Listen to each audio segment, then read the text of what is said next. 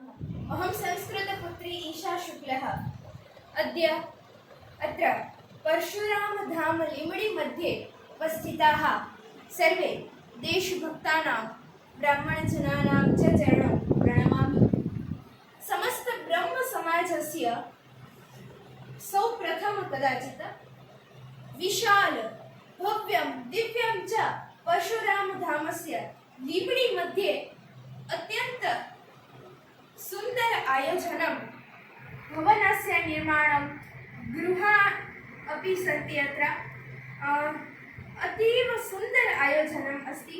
अतः अहं सर्वे आयोजकानां निर्माणकर्तानाम् अपि धन्यवादं स्वीकरोमि, तथा च भूरि शुभेच्छा अपि ददामि।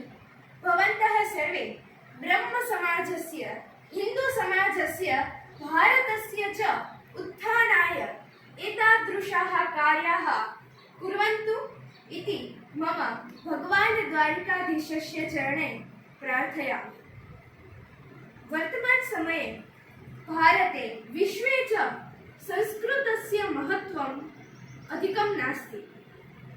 अतः ये युवजनाः सन्ति ते सर्वेषां जागृति तथा च संस्कृत प्रत्ये अभिरुचि जागृति भवेत् इति कार्येषु वर्तमान समये मम प्रयत्नः अस्ति। भवन्तः सर्वे अपि प्रयत्नं कुर्वन्तु। ब्रह्मसमाजस्य, भारतस्य हिन्दुजनायाः बालकाः, युवजनाः सर्वेषां भाषा संस्कृत भवेत् इति। अतः अहं पुनः धन्यवादं स्वीकरोमि। अहम् अत्र आगतवती, अतः भव्यं दिव्यं च वातावरणे आनन्दम् अनुभवामि। धन्यवादः। जयतु संस्कृतं, जयतु भारतम्।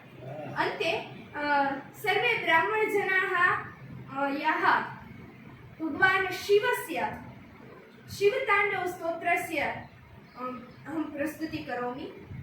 जटाटवीगलज्जल प्रवाह पावितस्थले गलैर्वलम्ब्य लम्बिताम्बुजङ्गतुङ्गमालिकां डमड्डमड्डमड्डमन्निनाडवड्डमर्वयं चकार चण्डताण्डवं तनोतु नः शिवम्।